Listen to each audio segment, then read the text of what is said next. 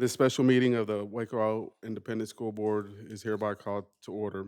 All items which may be discussed or voted upon this evening have been posted as required by state law. I extend a warm welcome to those present and to our television viewers. The board's purpose is to set goals, listen to reports of the superintendent, approve budgets, contracts, and personal appointments, and make policy for the district.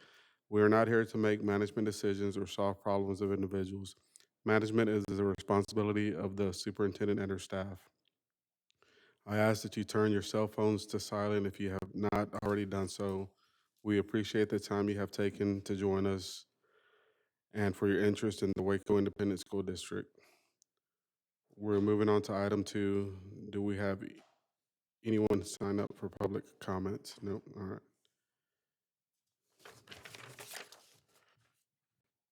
We are moving on to item 3. Consider, discuss, and take appropriate action regarding the South Waco Elementary turnaround plan presented by Ms. Carmen Logan. Good evening. Thank you for the opportunity to come before you, Mr. President, Dr. Spicer, members of the board. We're here just briefly to discuss a TA requirement for a turnaround plan for South Waco Elementary. As you see on the first screen here, it says high quality curriculum implementation and instructional leadership development. One of the first things that when TA is requiring this plan, they give only a couple strategies that we can choose from to be able to use. So the two of them that we've decided in collaboration with South Waco Elementary as well as district leadership is focusing on that high quality instructional curriculum and instructional leadership development.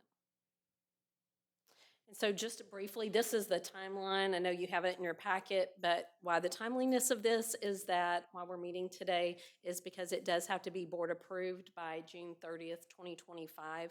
The submission is simply, it's a Qualtrics survey. There's a link with information that's filled out based on the things that we're talking about here today that's a part of the turnaround plan.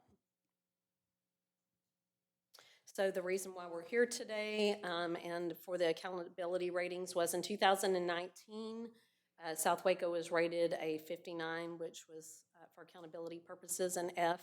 And so that year they were required to develop a targeted improvement plan, or sometimes we refer to it as a TIP. But just as the recent release of our 2023 scores, the requirement is with 2 consecutive years that you develop a turnaround plan. And so based on our recent scores being released, that we have a turnaround plan. And so you notice the 2024, we don't have ratings for that, but the next step with that would be to actually implement the plan that we're talking about tonight. And so the requirements for TEA is to develop a turnaround with clear priorities aligned to the campus's ratings. And so as I mentioned, the 2 priorities or the 2 strategies that we're using is sometimes you'll hear the HQIM. You also may hear open education resources, or it's of course abbreviated as well, OERs. And so those are the focus. So thank you, board, for last Thursday night for approving our new Blue Bonnet instruction, so that you're going to see in just a minute why that's going to be especially important for South Waco Elementary. And so then in addition to that, we're going to be working with TEA requires that when we're working to use a vetted partner. And so one of the partners that our leadership has interviewed multiple people, y'all also approved their quote last week at the meeting, is instruction partners. So everything is very aligned to the work that we're doing and putting into the turnaround plan for South Waco. So the campus and district will engage in instructional leadership development focused on building sustainable systems that drive student outcomes in and beyond the classroom. And so I thought this was important. So all of our campuses that have been in school improvement had to have an ESF diagnostic that goes through Region 12, where 2 members of their team come out and they spend a full day from observing students coming in to observing transitions during the day. They sit in PLCs, leadership meetings, but they were also required to submit some artifacts. And so as you see here, the academic, when they submitted those artifacts, that 63% of the RLA, reading language arts, and 20% of the math assignments did not meet the threshold for high quality assignments. So the goal was to be at 75, so we were significantly closer in RLA significantly further behind in math. And so some of the steps in working to work on the high quality instruction as well as the leadership is through instructional walks with campus as well as district, weekly PLCs with internalization and data review. I was just, the opportunity was just meeting with Ms. Atnip again, and just as she's got very clear plans that she's working on her playbook for what that looks like on her campus. Addition to that, quarterly data reviews, minimally, quarter data reviews and coaching, bi-weekly instructional rounds, and targeted professional development for not only the teachers but also the leaders on the campus. And then what that looks like, the structures, bi-weekly instructional walks, and the purpose of that, monitoring implementation, and then calibrating with observers, both at the campus level leadership as well as district level leadership, and supporting. Weekly PLCs, getting to that deep planning, and then with our HQIM, really focusing on that lesson internalization so that they can practice before going into that first teach. Data reviews, again, quarterly with monitoring their progress and guiding to make those decisions on guiding instruction. Observation and feedback through campus leadership as well as from district leadership, coaching the leaders on campus to support teacher growth.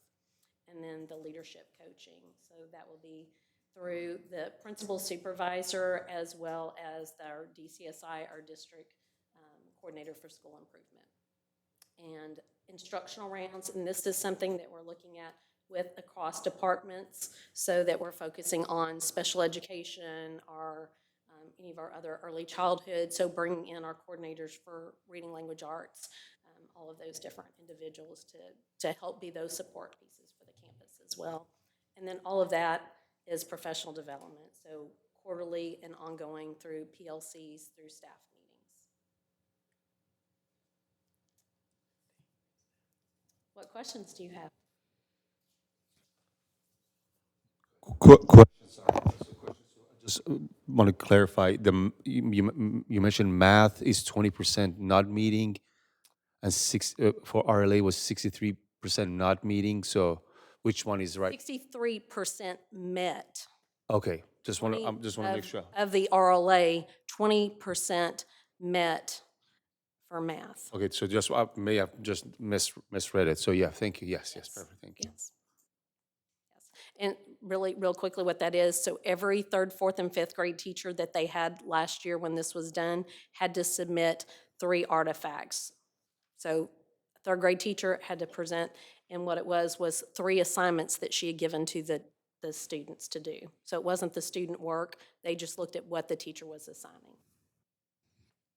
You mentioned quarterly data that we're going to look at. Like, what are we looking at per? What That numbers will are we be looking at? Based on, so it will be their iReady data, it will be their TCA data, discipline data, it will be looking at all of their data, but mainly focusing obviously on the academics for this part of it, but we'll be looking at when we're talking about quarterly reviews. And I'll just clarify one thing. So that's going to be happening from the executive director lenses and the leadership side and the curriculum side along with the principal. So they have, when we submit this plan to TA, we are obligated, whatever we put on paper, we're going to be doing. So they'll be doing that. So when we do meet with the board and we say strategic plan, I'm making this up, 2.1, right? And if we say that's in November, we'll come back and we'll do the whole district.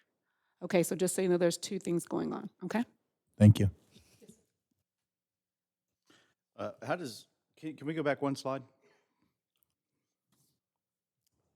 So on some of these, how does this differ from what we're currently doing? I mean, we do data reviews, we do PLCs, we do professional development. I think a lot of it's going to be the oversight. So not only the principal manager, but oversight by the school improvement team as we're really looking at how we're looking at school leadership within our department, how we're shifting for that oversight of our campuses, really tiering campuses just like, and tiering support just like we do with teachers at a campus. And on going back to the quarterly review, is that you? I mean, you know more than I do, but I'm thinking, is quarterly enough? I mean, if it comes down to a student getting behind in week 1. So that's the more formal review. All of this is going to be the continuous cycle. As we're in PLCs, we're in ILT meetings with the campus, and so making those on-time adjustments at the same time. So these are kind of those bigger picture reviews. Okay.